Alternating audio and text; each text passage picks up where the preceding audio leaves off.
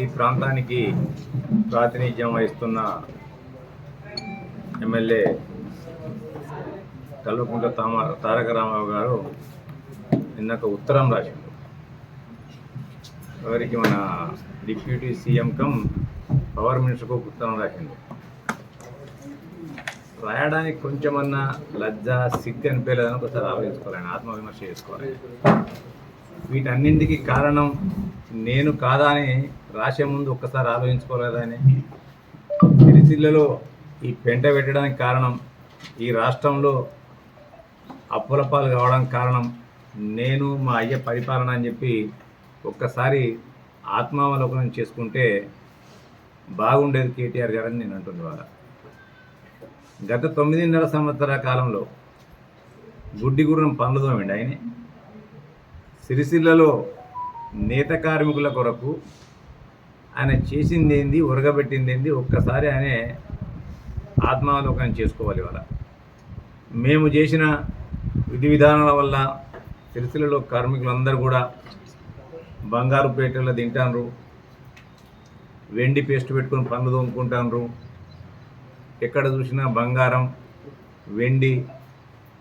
సిరిసిల్ల పద్మశాలిల ఇళ్లలో ఇవాళ లక్ష్మి కళ వచ్చిందన్న చందంగా ఆయన మాట్లాడండి. ఇవాళ నిజంగానే 9.5 సంవత్సరాల పరిపాలనలో సిరిసిల్ల పద్మశాలి సోదరులు వారి జీవితాలు బాగుపడ్డట్టయితే మరి వారు ఎందుకు ఈ విధంగా ఈ స్థితిలో ఈసారి ఉన్నారో ఒక్కసారి ఆయనకైనా ఆలోచించుకోవాలి. ఈయన చేసిన నిర్వాహకం ఏందా అంటే ఈ ప్రభుత్వం వారి అవినీతి అక్రమ పరిపాలన వల్ల, అహంకారపూరితమైన పరిపాలన వల్ల, అబద్ధాలపు మాటల వల్ల ఈ రాష్ట్రానిపైన 8 లక్షల కోట్ల అప్పును పెట్టిండ్రు. వాళ్ళు 8 లక్షల కోట్ల అప్పును పెట్టడమే కాకుండా ఒక 45,000 నుంచి 50,000 కోట్ల రూపాయల బకాయిలను పెట్టిండ్రు. ఈ ప్రాంతం మీద నిజంగానే ఆయనకు ప్రేమ ఉన్నట్టయితే సిరిసిల్ల పద్మశాలీలు ఆయనకు రాజకీయ భిక్ష పెట్టిండ్రు, నాకు రాజకీయ జీవితాన్ని ఇచ్చిండ్రు, వాళ్ళ బతుకులు నేను పడతారన్న భావన, ఇంగిత జ్ఞానం, ఆయనకు కొంచెమన్నా విశ్వాసం ఉన్నట్టయితే ఈ 9.5 సంవత్సరాల కాలంలో ఆయనే ఇంచుమించు ఈ అప్పులతో పాటు బకాయిలతో పాటు ఒక పద్మశాలి సోదరులకు ఈ రాష్ట్రంలో ఆయన పెట్టిపోయిన అప్పు ఏందంటే బట్టల బకాయిలు 488 కోట్ల 38 లక్షల రూపాయలు అప్పు పెట్టిండు ఆయన, కేవలం పద్మశాలిల బట్టలు నేయించినందుకు ఈ రాష్ట్రంలో. అందులో బతుకమ్మ చీరలకు ఆయనే 352 కోట్ల 35 లక్షల రూపాయలు సిరిసిల్ల పద్మశాలకు అప్పు పెట్టిండు ఆయన.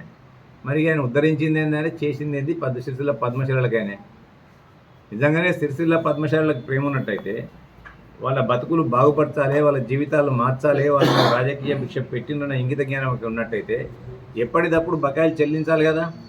మరి ఆ బకాయిలు ఎందుకు చెల్లించలేదు? ఇవాళ నీవు చేసిన పాపాన్ని ఇవాళ మేము ఇన్ని ఆర్థిక అస్తవ్యస్తల్లో ఉన్నప్పటికి కూడా, సిరిసిల్లని నిన్నే ఎమ్మెల్యే గెలిపించినప్పటికి కూడా ప్రభుత్వం తన బాధ్యతను నిర్వర్తించుకోవాలి కాబట్టి ఎటువంటి భేషజాలకు పోకుండా, కక్ష సాధింపు చర్యలకు పోకుండా ఇవాళ వాళ్ళ నయా పైసతో సహా మేము బతుకమ్మ చీరల బకాయిలు ఇచ్చేసినాం. మేము 7/12/2023 సంవత్సరం నుంచి మేము అధికారంలోకి వచ్చిన తర్వాత కాంగ్రెస్ పార్టీ ఇచ్చిన పద్మశాలి సోదరులకు ఇచ్చిన బకాయి. దాని తర్వాత మేము మళ్ళీ ఈ గవర్నమెంట్ వచ్చిన తర్వాత జీవో నెంబర్ 1 తీసుకొచ్చి ప్రతి డిపార్ట్మెంట్ కూడా, హాస్పిటల్స్ కానీ ఆర్టీసీ కానీ ప్రతి ఒక్కరు కూడా ఈ యొక్క నేతన్నల దగ్గర నుంచే వస్త్రాలు కొనుగోలు చేయాలన్న ఒక ఉద్దేశం, కొద్ది వాళ్ళకి డ్రెస్ కోడ్ కొనాలనే ఒక ఉద్దేశంతో జీవో నెంబర్ 1 పట్టుకొచ్చాం కదా. అంతేకాకుండా ఇన్పుట్ సబ్సిడీని తీసుకొచ్చి ఆ ఇన్పుట్ సబ్సిడీ ఇంచుమించు మేము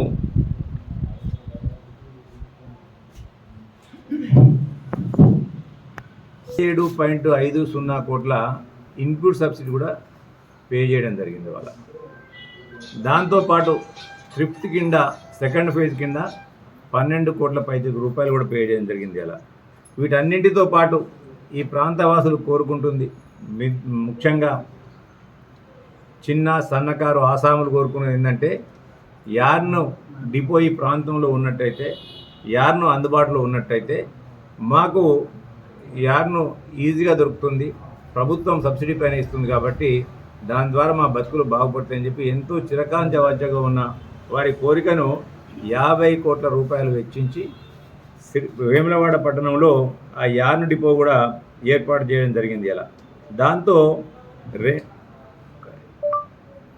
మేము ఇప్పటి వరకు వాళ్ళకు 2253 మెట్రిక్ టన్నుల యార్ను కూడా సబ్సిడీ కూడా ఇవ్వడం జరిగింది. ఇక్కడ ఇన్ని పనులు మేము చేస్తుంటే ఈయనకు పని ఉన్నది, ఉప్పేసి పొత్తుకూడం అంటారు కదా, పప్పులో ఉప్పేసి పొత్తుకూడం అని. ఈయన 9.5 సంవత్సరాల హయాంలో కొంతమంది సలాము చేసే గులాము అధికారులు అక్కడక్కడ మిగిలిపోయింది ఈ ప్రభుత్వంలో కూడా.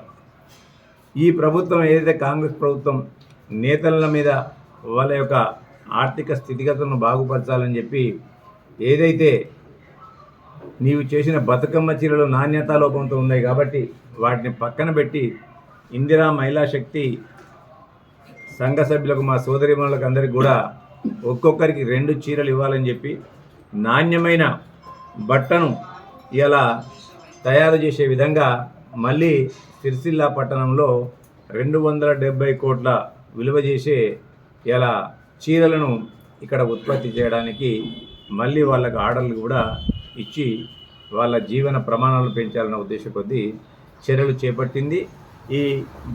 ఈ యొక్క దసరా దీపావళకు ప్రతి మహిళా సంఘానికి ముందుగా ఒక చీర ఇచ్చి తర్వాత మళ్ళీ చీర ఇవ్వాలనే ఉద్దేశం కొద్దీ పనులు వేగవంతంగా నడుస్తున్నాయి. ఇవాళ వేగవంతంగా నడుస్తుంటే ఇవి చూసి ఓర్వలేక ఇక వచ్చినప్పుడల్లా ప్రజలందరూ కూడా నిలదీస్తాను. ఇవాళ మళ్ళీ మా లోకల్ బాడీ ఎలక్షన్స్ వస్తున్నాయి కాబట్టి వాళ్ళపైన ఎక్కడ లేని కపట ప్రేమను ప్రదర్శించే విధంగా ఇక నిన్ను ఉత్తరం రాసింది ఆయన సందర్తో స్టడీ మేమదిగా. ఇంతకుముందే చెప్పాను నేను, కొంతమంది సలాము చేసే గులాములు వాళ్ళు మాజీ అధికారులు కావచ్చు, కొంతమంది అధికారులు కాబట్టి అక్కడక్కడ ఉంటారు తప్పకుండా, కొంతమంది అధికారులు ఉంటారు. వాళ్ళు మేము చేస్తున్న ప్రయత్నాలు వాళ్ళు చెప్పుకుంటారు ఈయనకు. లేకుంటే ఎమ్మెల్యే కాబట్టి ఫోన్ చేస్తే ఏమైందంటే కూడా చెప్పే బాధ్యత కూడా వాళ్ళకు ఉంటుంది, ఎమ్మెల్యేకి చెప్పాల్సిన బాధ్యత ఉంటుంది, ఇన్ఫర్మేషన్ చేయాల్సిన బాధ్యత ఉంటుంది.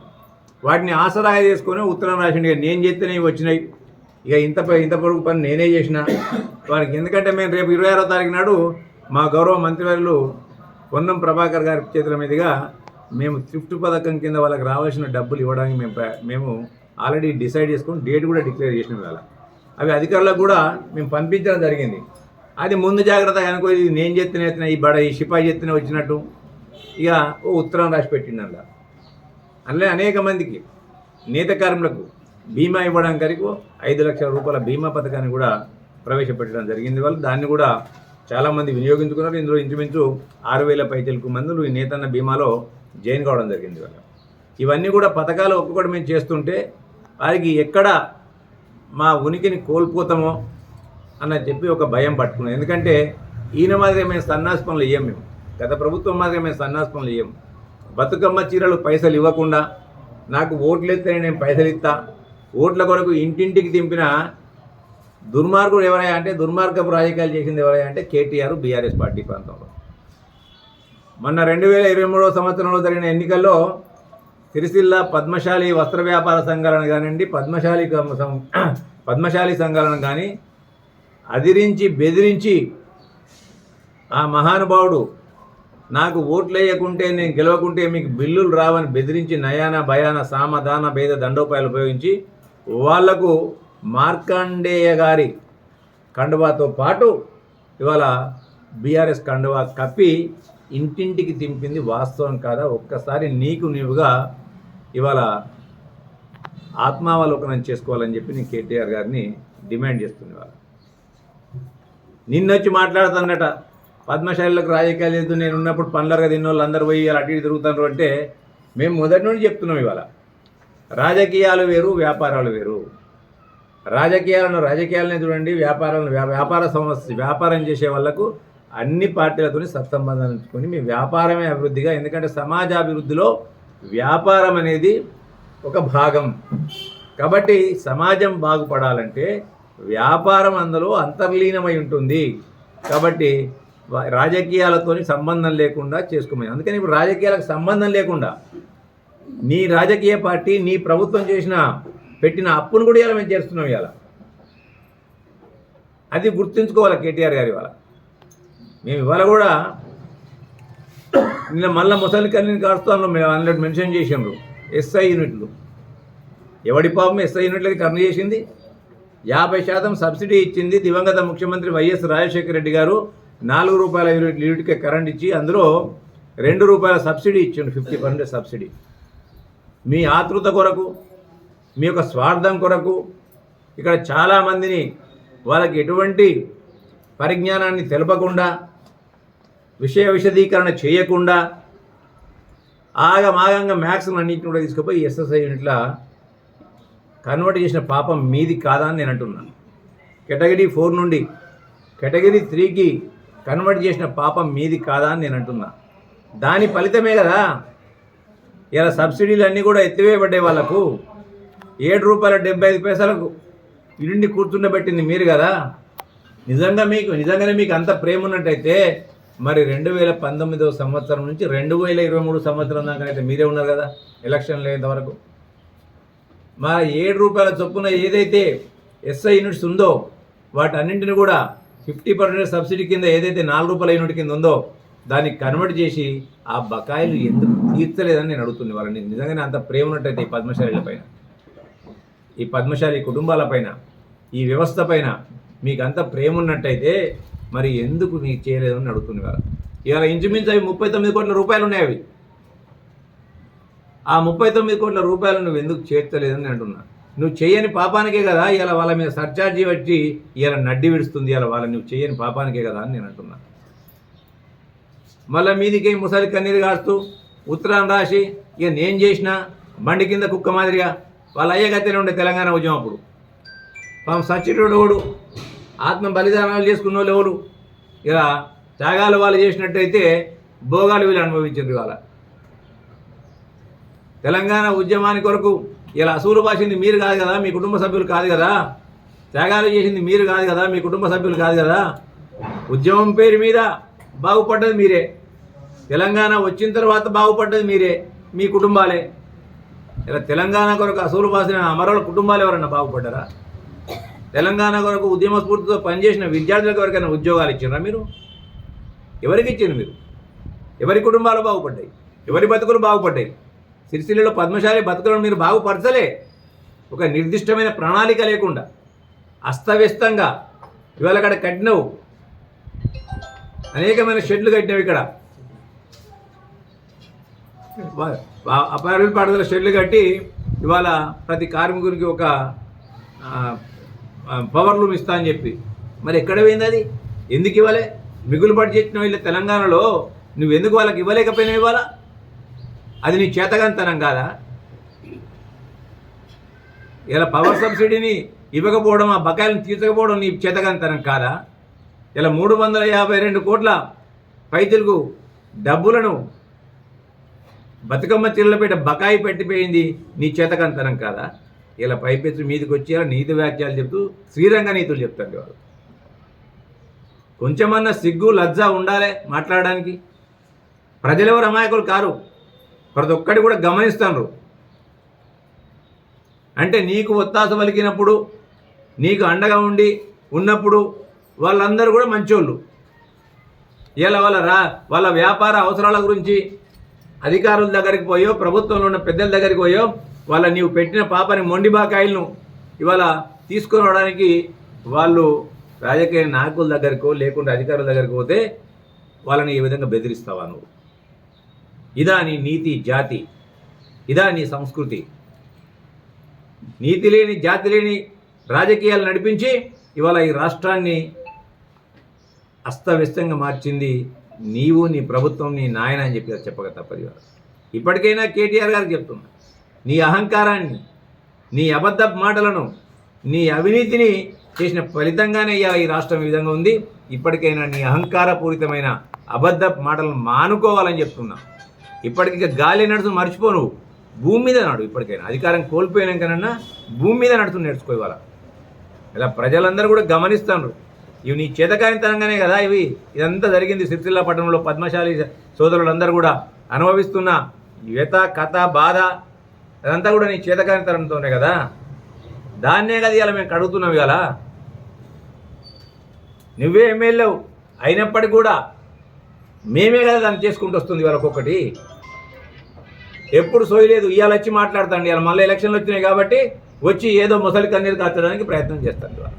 ఇవాళ ఉత్తరం రాత అయిపోయింది. కానీ ఇప్పటికైనా ఇటువంటి చిల్లర రాజకీయాలు మానుకోమని చెప్పి కేటీఆర్ గారిని నేను హెచ్చరిస్తున్నాను.